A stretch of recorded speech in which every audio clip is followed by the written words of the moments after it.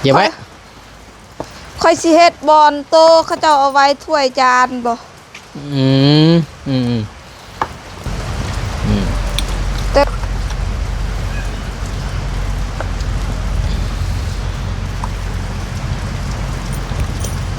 โอเค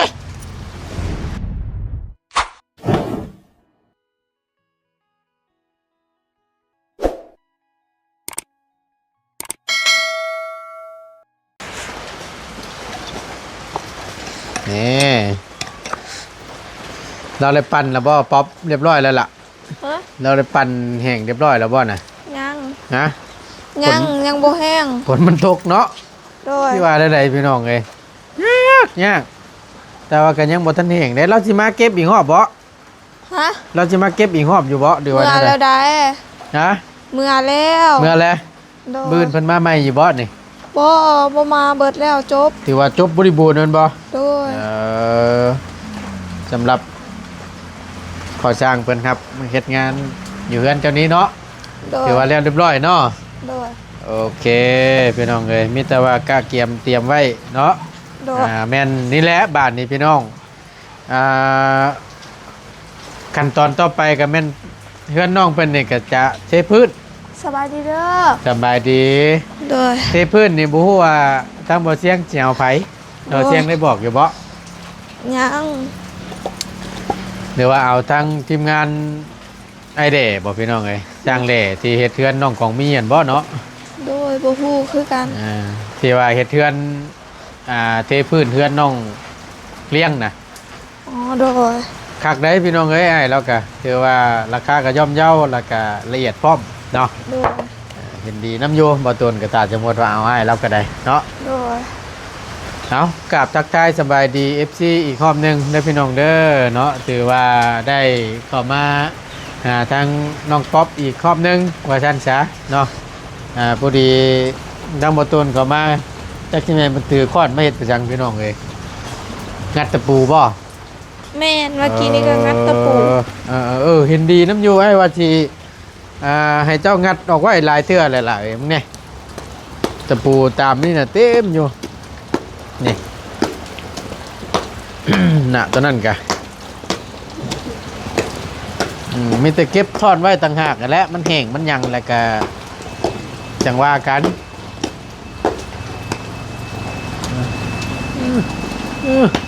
ก็ไปทั้งได้เคยไล่บานนี่เอ็ดไปได้บ่เหยียบตะปูได้ล่ะครับมันคือหลังนั่นบานนี่รถเราก็เป็นแล้วนั่นป่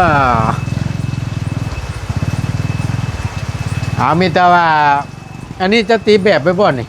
โดยหรือว่าได้เจ้าเจ้าดินเข่าบ่ล่ะบ่แม่นฝนสาดมากคอยก็เลยหีบคนตัวนี้บ่ให้ฝนสาดมาเจ้าคือบ่โจมมันนั่นเขามาใส่โต๊ะนะโต๊ะตัวนั้นบ่ให้ฝนสาดแล้วก็แบบให้ฝนล่างแบบเปื้อนเด้ให้มันล่างขี้พ่นออกก่อนโดยแล้วเขาจึงเอาเข้าสันโบ่จ้ะโดยเอาเนาะนี่คอยเฮ็ดบักลนดนบ่ตูนคอยเฮ็ดบ่ได้เฮ็ดยังน่ะเฮ็ดนะอันนั้นบ่องโก้ยคือนี่โดยโอ้ยเฮ็ดได้ก็บ่เอาเฮ็ดได้ก็บ่ออกโดยสำนั่นซื่อๆพี่โจงว่าในพี่อย่าให้สิซอยงัดคอยสิเฮ็ดใหม่อีกเช็ดโต๊ะนั่งนี่บ่เฮ็ดโต๊ะนั่งแบบนี้งามแล้วแต่ว่าตัวนี้ออกเห็นบ่เฮ้ยเฮาก็ตอกไม้หยัง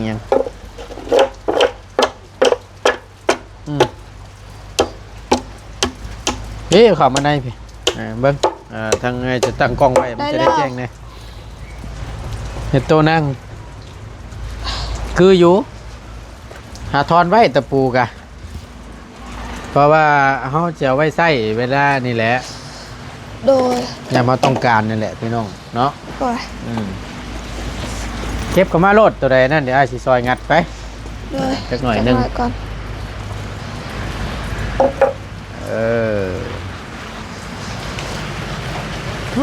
แต่ว่าจะเป็นพี่น้อง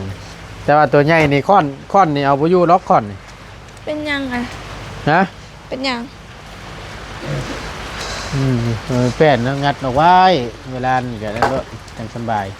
ตัวใดไม่พวกเศษนั่นไม่เฮ็ดเพาะเป็ดเป็นคาโต้ก็เอาไว้เฮ็ด ได้สบาย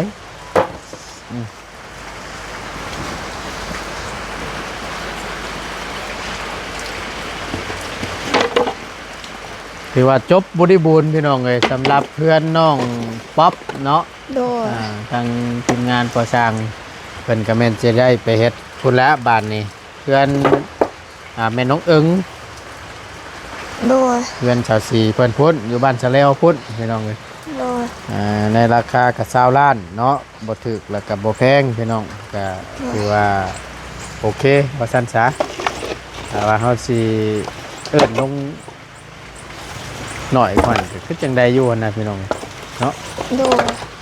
ว่าได้โอเคได้แล้วนั่นก็ได้นะฮะก็จัดเตรียมให้พร้อมมันแหละเตรียมไว้เจ้างัดมังกรนะมีตลอกใหญ่ๆซ้ำเจ้าสิงัดเข้างัดออก โอเคนะตุนจะช่วยก่อนจังหน่อยมีเดียนบ่ก่อนน่ะ แม่น ฮะ แม่น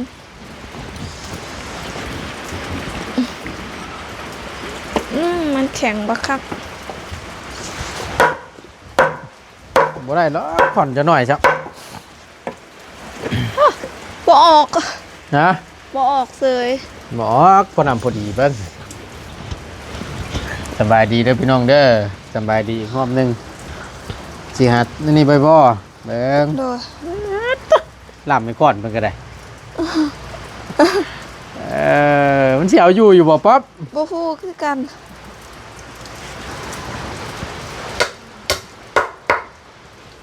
เอาอยู่บ่ออกห้องด้วยสุดท้ายเด่นเด้อ เบิ่งค่อยๆงัดออกไว้ทีละอันเหยียบเขานี่เอาโอ้ยเบิกสินึกสภาพ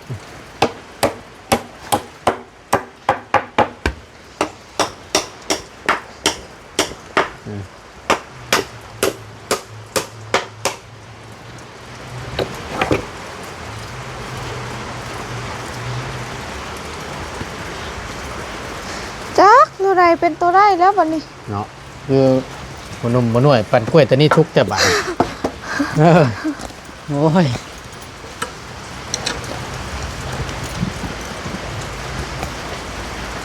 อย่าไว้ ค่อยสิเฮ็ดบอนโตเขาเจ้าเอาไว้ถ้วยจานบ่ อืมอืมอืม แต่ก็เฮ็ดบ่เป็น ต้องให้เราบ้าวจะแหละ โดย เราเฮ็ดกาตัด บ่ตัดแล้วตัวนี้เด้อ พอดีเลยเนาะ โดย เมนความเอาไว้รถตัวนี้เวลาจังค่อยตัดให้มันต่ำๆเนาะ โดย จัดทอดไว้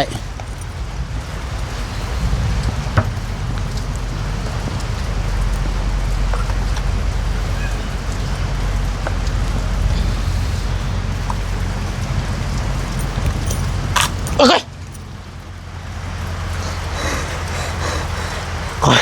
คอยบกเกียวเลย หักแล้ว เฮ้ย บ่แข็งแห้ง ค้อนไผ่นี่นะ คนละบ่าวเอา ตายคักป่านนี้เราสิบ่ให้บ่ฉันพี่น้องเอ้ยนะ ไป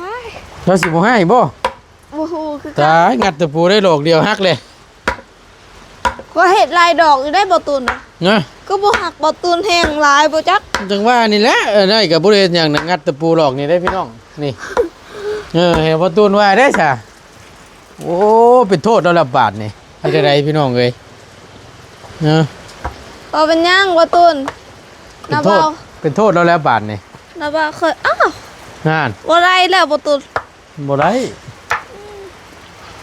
เก็บเมียนอีกได้นี่ ฮะ มันบ่ได้แล้ว เบิ่งฮะ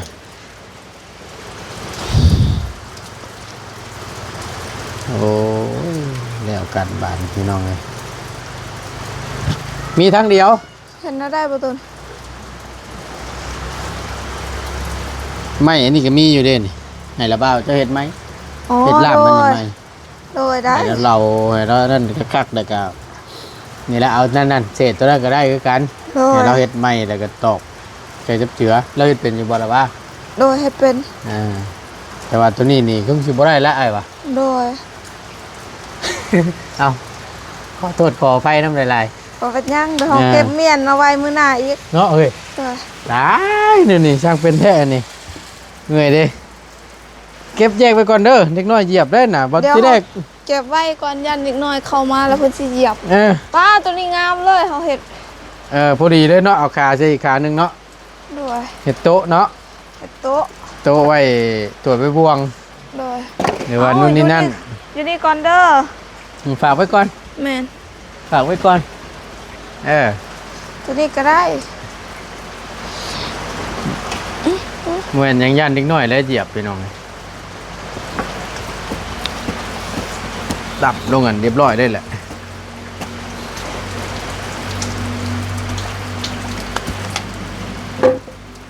อยู่นี่ก่อนโอ้อยากอยู่ในห้อง ไม่อยากอยู่เดิม โดย เอาตากกันก่อนมันบ่ โดย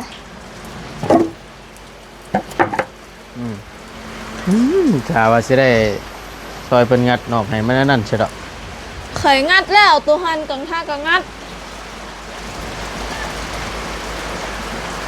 แม่นบ่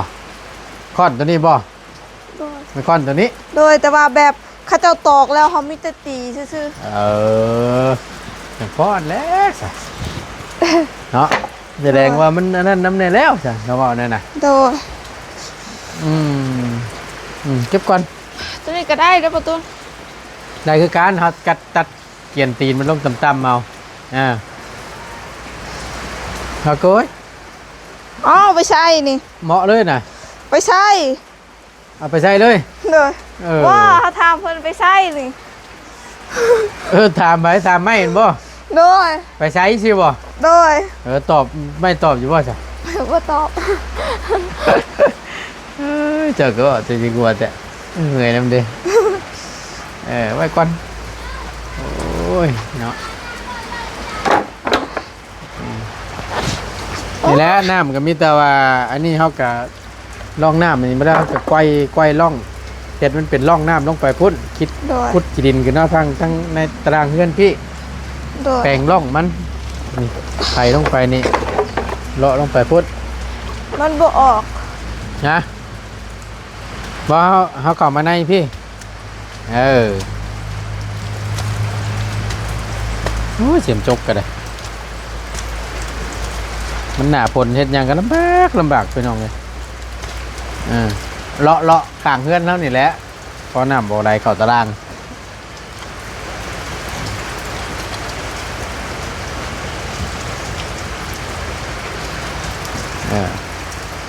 ไม่ได้เอาดินมาถมให้มันสูงแล้วก็จังค่อยเทเนาะ โดย ถือว่า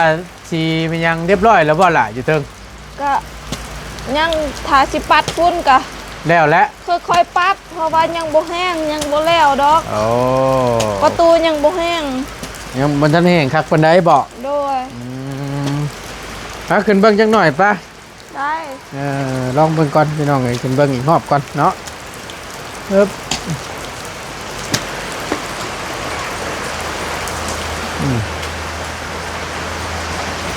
แต่ตัวนี้นั่นเราก็เฮ็ดได้ซำนี้เนาะ โดย แต่ว่าเขาต้องเหยียบอยู่เทิงเลยได้ตัวนี้เขาเจ้าหากระเฮ็ดเลย ขอบแคบๆนี่อย่าบ่ได้แล้ว โดย ยังบ่แห้งคัก แม่น มาแล้วจังทำความสะอาดเอาก็เลยปึ๊บ ตัวนี้ก็จับบ่ได้เด้อ ยังมียังกันนั่นอยู่ป่ะ โดย ยังบ่ทันแห้ง บ่ตุ้น คันเขาเจ้าบอกว่าไปเฮือนผู้ใดเนาะสิประตู4บ่คือกันมีแต่เฮือนน้องป๊อบผู้เดียวเด้อ มันเป็นอะไร น้องป๊อบถ่าเอง ลงมือเองโอ้ยตัวนั้นมันคือเข้มแท้ป๊อบ เขาผสมเข้มแน่หน่อยหนึง ตัวนั้นเข้มกว่าตัวนี้อาจจะจางๆหน่อยนึง โดย ยังอยู่บ่ ยังบ่แห้งมาอีกแล้ว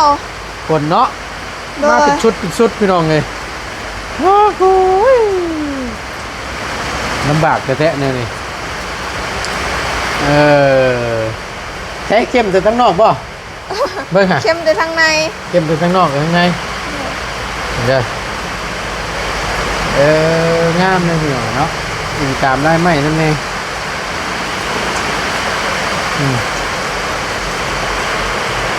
นี่ตัวนี้ออกเรืองๆจังแท้ก็มืดแท้นี่ไฟบริมาบ่ พอสร้างเพิ่นเอาเมื่อปากไฟเพิ่นแล้วเด้ แล้วจ้อยบาดนี่ โดย ปลั๊กไฟบ่มี โดย โอ้ยเล่นเดือดตลอดบาดนี่เฮ็ดได้สิได้ใต้ไฟกันเพื่อนใหม่บาดนี่ บูฮู้คือกัน โอ้โหคือกัน โดย ไอ้เนาะมันต้องซื้อปลั๊กไฟมาใส่สายไฟมาใส่แล้วนี่ โดย มือตึมขึ้นทีนี่ โดย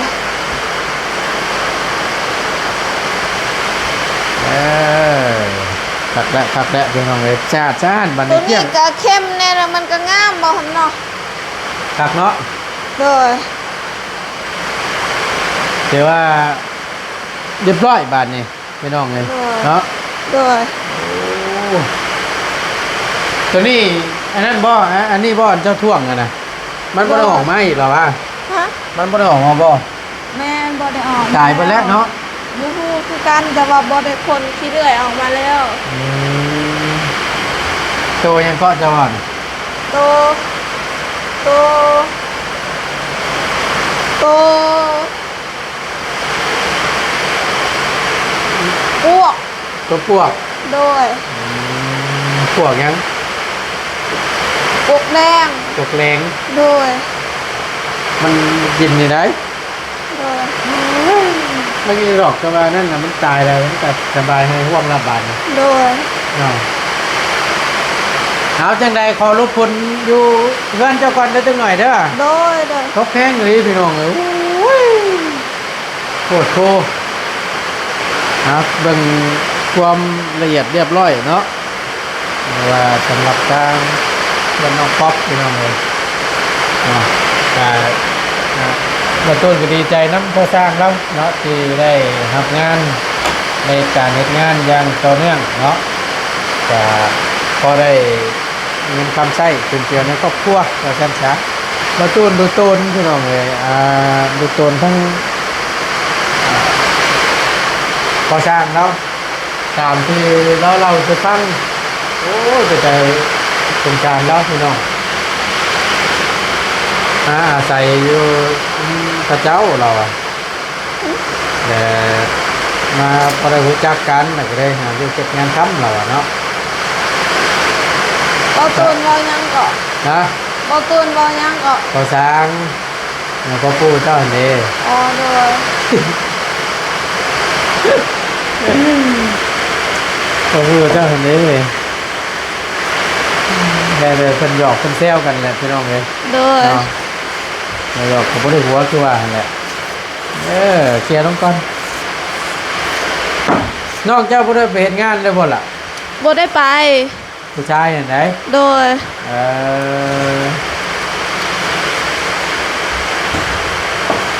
สักเจดใดเนาะอยู่หมองกันเจ้าเฮ็ดงานนี่เด้ซะ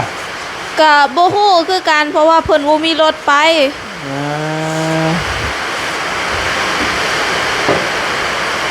มีแต่งานประจำแล้วเขาเจ้าจึงได้ไปเฮ็ด นะ มีแต่เขาเจ้าเฮ็ดงานประจำแบบในโรงงานเฮ็ดบ่มีงานหั่นก็บ่ได้ไปบ่มีรถไปเด้ อ่า คือหมู่มีรถเขาเจ้าก็ไป บ่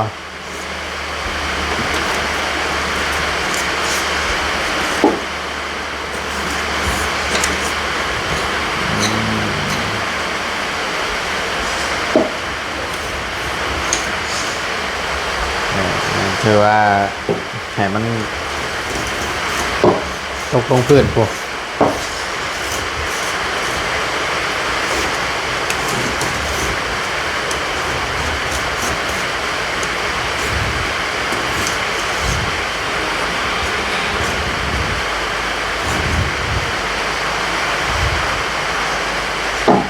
สะอาดขึ้น หืม สะอาดขึ้นแล้ว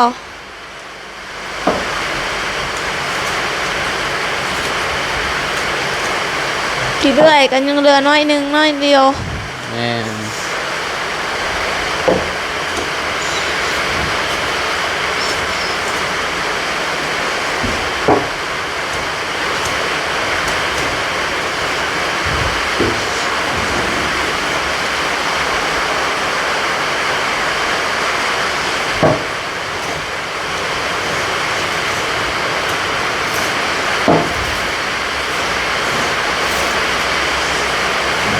ถ้าว่าได้เพชรอยู่หั่นน่ะใครแน่เนาะ ฮะ ว่าน้องเจ้าแล้วว่ะ โดย เจ้าก็พอดีแล้วมาจังหน่อยเบิ่งเดี๋ยวตั้งให้สิถามเบิ่งนี่ โดย นางมาก่อนอืม อันที่ว่า อันนี้มาต้นจะถามมันก่อนพี่น้องเลยเนาะหลังจากที่ทางน้องเพิ่นก็ได้เงินได้ซานเนาะคือว่าแล้วเป็นที่เรียบร้อยของท่านซะ โดย เนาะแต่วันนี้ที่ถามนับแต่นี่เป็นต้นไปบาดนี้ ฮะ นับแต่นี่เป็นต้นไปแล้วเจ้าเสร็จเจ้าเสร็จหยังก็สิไปเฮ็ดงานของเก่าบ่หรือว่าจังได อ๋อ นับแต่นี่ต่อไปกับเบิงส่วนเบิงให้น้ำแม่ก่อน อืม แล้วปัดพอเราดูนี่อันจากน้อยเขาเจ้าก็เก็บเกี่ยว เดือน10นี่เด้แค่น้องเฮ็ดบ่ทันก็ถือว่าลงแล้วเลย แม่นบ่ แม่น คือว่าง่ายทำหน้าตอนนี้ก็แม่นก็ยังบ่เรื่องเรียกเรื่องงานนี่ก็ยังบ่ทันได้คิดว่าซั่นซะ โจะ มีแต่ว่าซอยแม่ก่อน โดย ซอย เรียกอันนี้นะสิหมดประมาณเดือน1เดือน2พุ่นเอาเฮ็ดเวียกแล้วทีนี้หันแบบเฮาปลูกแล้วแม่นบ่หญ้าหันตอนแรกๆเขาเจ้าขึ้นยังบ่หลายเอาไปเฮ็ดเวียกได้เพราะหญ้าเฮาขึ้นหลายเฮาต้องเมื่อกลับเฮ็ดเวียกอยู่เฮือนเฮาคันเฮามัวแต่ไปเฮ็ดเวียกหั่นล่ะแบบเครื่องคองเฮาปลูกไว้จังซี่หั่นเฮาสิบ่ได้เก็บเกี่ยวจังเลยฮอดฤดูเฮาก็เก็บเกี่ยว เพราะว่าหมู่บ้านอื่นหั่นเขาเจ้าเก็บเกี่ยวช้าแม่นบ่ แต่บ้านค่อยนี่จะน้อยเดือน10นี่เดือน11เขาเจ้าเก็บเกี่ยวแล้วมันนี่เขาเจ้าสิกลแล้วกลแล้วก็ปลูกเลย คนเราก็ปลูกต่อเลย โดย เพราะว่าดินมันยังซุ่มอยู่เนาะ โดย คนแล้วก็ไทยแล้วก็ปลูก โดย เพราะว่าเฮาปลูกเครื่องเดือน4เดือน5นี่มันดินมันก็จะแข็งเนาะ โดยแห้ง แล้วมันร้อนเนาะ แห้งกับฮ้อนเพราะว่าฝนบ่ตกเช่นบอกคือกับส่วนหนึงเคยปลูกอยู่บ่อนเพื่อนนี่แบบเฮาบ่ทันเด้เฮาปลูกบ่ทันทีนี้แบบเฮาปลูกเดือน3แม่นบ่มันเฮาก็เลยตายเบิด เพราะว่าเฮาเอาแห้งเขาเจ้านี่บ่แม่นน้อยๆเด้ บ่ แต่ละส่วนประมาณคนหันได้ประมาณ50คนกาทางอ้ายก็ลองไล่เบิ่งว่าเฮาต้องไปคืนแห้งเข้าทีละเฮือนไปคืนให้เบิดว่าสิเบิดแห้งเขาเจ้าก็เบิดพูนปีนี้นะ เอาลายอันนี้นี่เนาะ ได้ขนาดเฮาเสียค่ากินจังซี่ก็2-3ล้านพุ่น ทักนี่ลิซ่านี่ แต่บ่ม่วนละดูหั่นน่ะเฮาเมื่อยแต่บ่ม่วนเฮาเฮ็ดเวียกคนร้ายเด้คนก็แซวอยู่จักเอียงบ่ได้ยินฮอดเสียง บางส่วนเขาเจ้าก็เอาตู้ไป เนาะ ด้วย ก็ถือว่าทั้งบ้านเขาแค่แบบระวาดนั่นแหละพี่น้องเลยนะที่มันซอยกันในงานเรียกเข้ากับหมู่บ้านเนาะอย่างงานเรียกหมู่เขาก็ไป ด้วย เรียกหมู่เขาก็ไปอีกอย่างเงี้ยนะ ด้วย จะซอยกันที่คนที่โตว่าสั้นๆเนาะเอาก็มีแต่ว่าอยู่เบิ่งเรียกซอยทั้งแม่ทั้งน้องก่อนเนาะ แม่ แล้วตัวบุรีงานเขาแล้วล่ะกะเราต้องคอยว่ากันในเรื่องกันงานกันเนาะ ด้วยแทนเฮาได้ค่าแห้งดีหันก็ยังใครแน่มันบอกเฮาจ้างเขาเจ้าไปเสียหญ้าบ่หรือว่าเฮาฉีดยาบ่ อันนี้ค่าแห้งเฮาแบบมันก็คืออายเห็นนั่นแล้วเฮาสิกินข้าวแต่ละเดือนก็สิยากเพราะว่าเดือนหนึงก็ได้ถึง2 ศอกเพื่อนเฮานะก็เราเท่าที่อายเห็นนั่นแล้วก็ยันบ่พอมันว่าสิฉีดค่าหญ้าอีก แต่ว่ามันเงินเดือนสูงแต่ยังเพราะว่าเขาจะได้ส่วนนั้นน่ะมาจ้าง โดย แต่ว่าเงินเดือนเขามันกับบ่แพง โดย แล้วฟัง คือเฮาเฮ็ดของเฮาเองแบบนี้มันบอกเห็นเขาเจ้าเห็นแบบเฮาขยันขันแข็งแล้วเฮาเฮ็ดของเฮาเองเฮาแบบเฮาไปยืมเขาเจ้าเขาก็ได้ แบบเฮาสิเสียหญ้าเฮาเด้ขัดยามเราดูกลเฮาสิขึ้นเขาเจ้าเลย เป็นแบบนี้เฮามัว แต่ไปเฮ็ดเวียกแบบเฮาอยากให้เขาเจ้าฉีดยาให้บ่หรือว่าสิยืมเขาเจ้าบ่ให้ดอก บ่ ด้วยเพราะว่าเขาเจ้าคิดว่าสิพึ่งยั้งเฮาน่ะฮอดแล้วดูเก็บเกี่ยวเบิ่งมันเฮาก็ฮกสิเอามันจะได้เอามันตัวได้ไปขายนะ ก็คือเก่าเฮาเฮ็ดเวียกราคาบ่สูงเด้ค่าแห้งเฮาบ่ได้สูง เพิ่นให้เดือนเท่าไหร่ก็เจ้าอยู่หั่น ก็รายเดือนหนึงประมาณ2ล้านห้า เดือนทั้งเดือนเนาะ โดยก็ แหละ ใส่น้ำหมกน้ำมันอีก ไป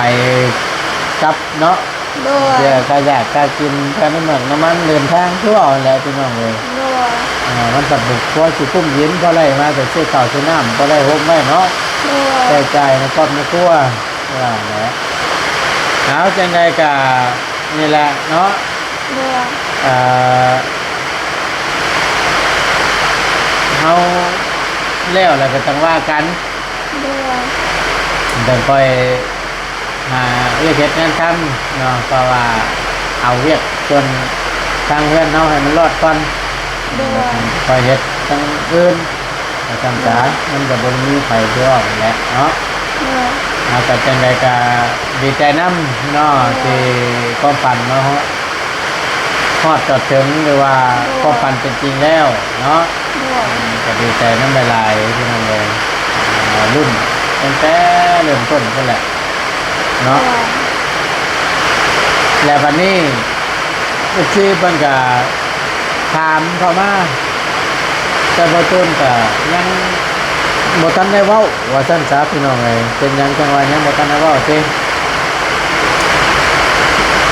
ทางทีมงานคือจังว่าโดยลมเกี่ยวกับเรื่องของงามน้องคนนี้ว่าสั่นคือจังว่าไปกับบ่สนใจแท้ว่าสั่นอันนี้บ่แม่นว่าบ่สนใจบ่แม่นว่าบ่ล้มได้พี่น้องเลยบ่ต้นน่ะจะเบิ่งจังหวะแบบใดติเพราะว่าคือฮู้แหละเพื่อนน้องคนนี้เว่าเรื่องงบว่าซั่นซะเนาะบ่ต้นเว่าเรื่องงบแต่ละคนก็โยกย้ายใต้ซอยเอากันแล้วก็มันงบเขามันมีจำกัดว่าซั่นซะเพราะฉะนั้นแล้วจังบ่ต้นก็ได้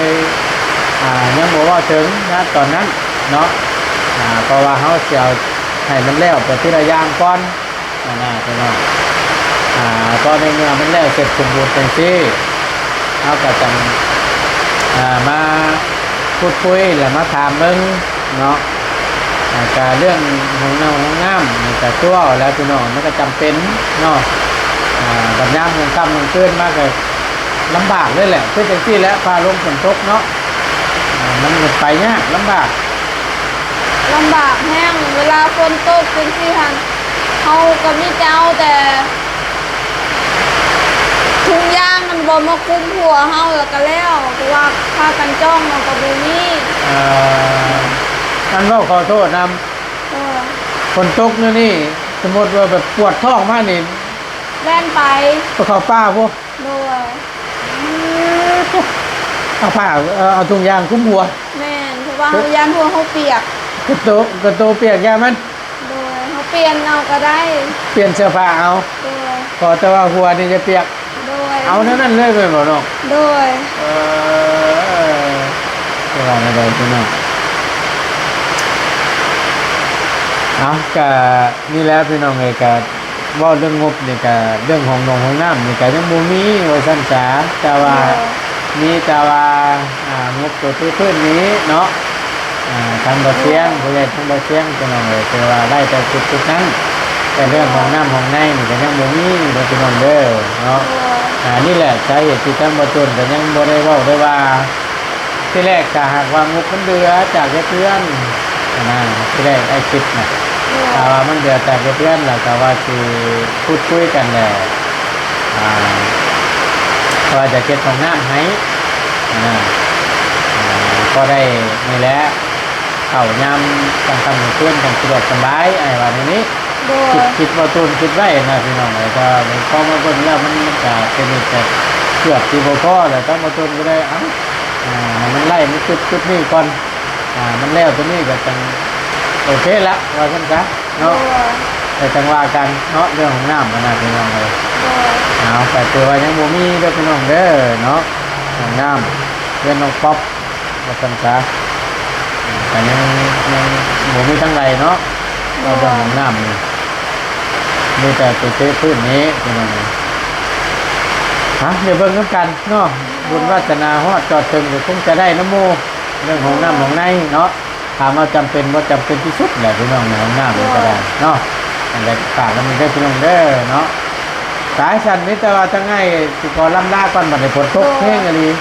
โด เนาะ ยก็ขอขอบคุณทางเอฟซีและทางคุณยายจุดนี้ที่เข้ามารับชมคลิปนี้เด้อถ้าเขาว่าคำจ่ายอะไรถึงน้องเราบ่ถูกต้องก็ขอโทษขออภัยนำเด้อแล้วขอให้ได้ทางปลอดภัยขอบเจ้าไว้พร สาธุสาธุเดี๋ยวลูกไปเอาขนมเด้ออยู่ตารางคนน่ะซื้อมาโยนเนาะพอได้กินท้องไล่ยังกินข้าวแรงมาเนี่ย น้อย หน่อไม้เป็นรักได้แล้วอยู่ตรงตัวว่าได้ใด เอาสู้ๆเนาะโอเคไปพี่น้องไงประตูล่ำลาก่อนเบิ่งแม่ฟ้าฝนโทรทัศน์นั่นตกแก่ตกว่าเลยเอาอยู่ดีมีแห้งสบายดีเด้อพี่น้องเด้อโชคหมานร่ำรวยเนาะ